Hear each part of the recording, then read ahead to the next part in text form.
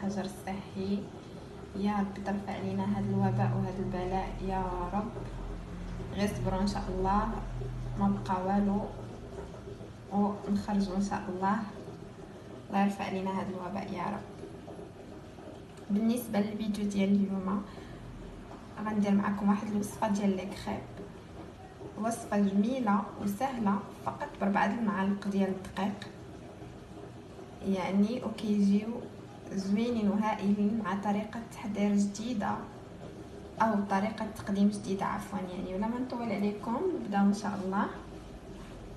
بالنسبه لي كريب ديالنا كنحتاجو نص معلقه كبيره ديال الخميره ديال الحلوى، معلقه كبيره ديال السكر سنيده كيف ما كتشوفوا هنايا انا خلطتها مع ساشي ديال لافاني،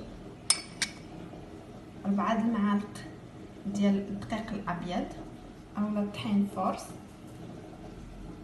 معلقه كبيره ديال الزبده مذوبه كيف ما كتشوفوا انا ذوبتها هنا وخليتها حتى بردات، 2 بيضات متوسطين الحجم بهذا الشكل، شكلاط للتزيين، و 2 كيسان ديال الحليب.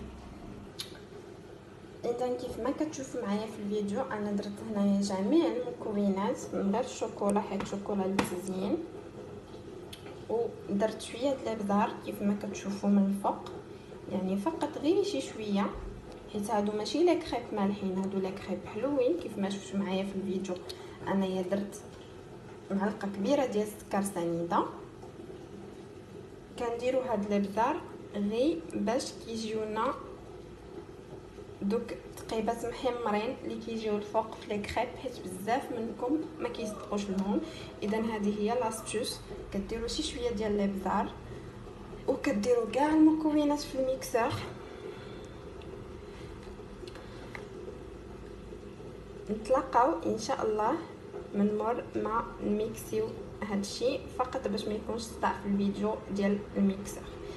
اذا انا غنميكسيهم ميزامور ونتلاقاو ان شاء الله باذن الله باش تشوفوا طريقه التحضير ديال لي كريب ساهله ما غتعكزوش عليهم، وان شاء الله تبقاو ديروهم تفيقوا في الصباح اولا في العشيه، تفيقوا في الصباح باش ديروهم للفطور اولا في العشيه باش ديروهم للكوتي يعني ساهلين ولذاذ وكيعجبوا الكبار والصغار. اذا ميزامور كيف ما قلت لكم فاش كيتميكسا الخليط كامل ديال لي كريب كيجي على هذا الشكل.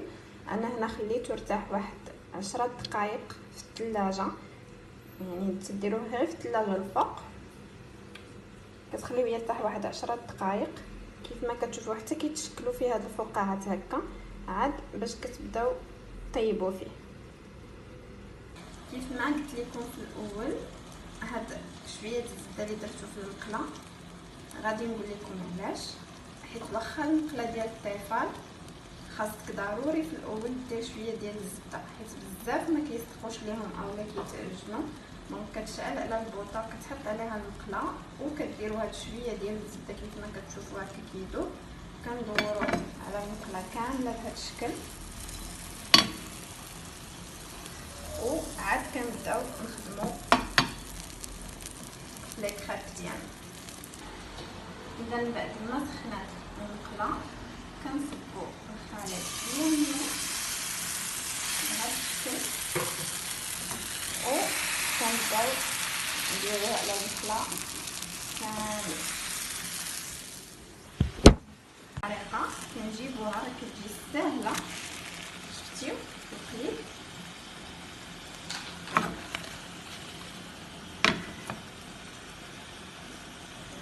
اذا هاد ديال المقله نيس لي كريب راه كتباع معاها، كتحاولوا هكا من الجوانب راه ما كيلصقش فاش كدهنوا شويه في الاول ما كيلصقش، وكيف ما قلت لكم داك شويه ديال الدار هو اللي كيخلي يجي فيه هكا هاد اللون وكيجي محمر وجميل. اذا كيف ما قلت لكم ميزامور باش كيجيو هاد بحال التقيبات اللي كنت قلت لكم في الاول ديال الفيديو يعني هذا هو باش يبانوا لي كريب بهاد النقيطات اللي فيه هكا محمرين. يعني هذه فقط هو داك شويه ديال الابزار، غير قبيصه ديال الابزار هي اللي كتخليه يعطي هاد الطريقه وكيجي لك كريب ناجح 100%. اذا هذه هي الاولى اللي طابت لينا كيف ما شفتوا معايا في الفيديو. كناخذوا شويه ديال الشكلاط، انا هنا بالنسبه لي غادي نصايبو بالشكلاط باش نوريكم الطريقه كي غيجي بحال واحد بحال شي كيك، يعني كيتقدم على شكل كيك لي كريب وكيتقدم على شكل كيك. كندهنوهم هكا ما حطهم سخان وكنطيبوا الاخرى ما كنطويوهمش، يعني كنخليوها هكا. فقط تبعوا معايا الفيديو باش غادي تشوفوا الطريقه والشكل النهائي كيفاش بغيت نوصل لكم الفكره. اذا كيف ما قلت لكم في الاول درنا هذه وعاودنا حطينا فوق منها هذه، وفاش كيكونوا سخانين كنحطوا فيهم الشوكولا باش كيذوب لينا بهذه الطريقه، وكنخليوها هكا كيف ما كتشوفوا معايا. يعني غتبقى على بحال شكل كيكه، يعني كتبقى بحال شي كيك هكا دايره، يعني ما كنطويوهمش ما كنلفوهمش.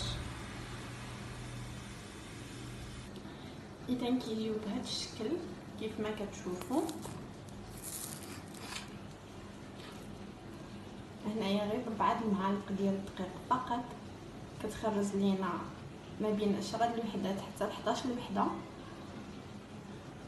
يعني 2 بيضات و4 ديال المعلقات ديال الطحين كيخرجوا لنا 10 حتى ل 11، يعني ما بين 10 و 11.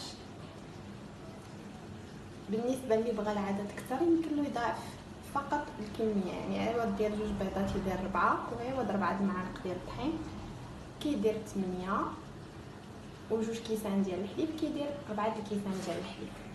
اذا هنايا للتزيين غنحتاجو شوكولا مذوبه، وغنحتاجو شويه ديال ستروبري ولا شويه ديال الفراوله. يمكن لكم تزينوا باللي عندكم موجود في الفواكه، يعني ماشي مشكل، ماشي بالضروره الفريز. اذا كيف ما كتشوفوا انا قلت لكم غادي نقدموهم بواحد الطريقه جديده، يعني كيف ما شفتوا هنايا انا قطعته على شكل بيتزا، يعني مثلثات، وكناخذوا التفصيل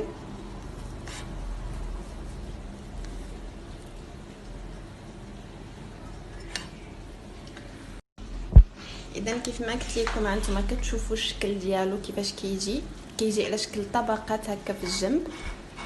شفتيو الشوكولا، يعني انا قطعت بحال شي طرونش ديال بيتزا وحطيته في التبصيل ديال التقديم، وصبيت عليه داك الشوكولا اللي ذوبنا وزوقته هكا.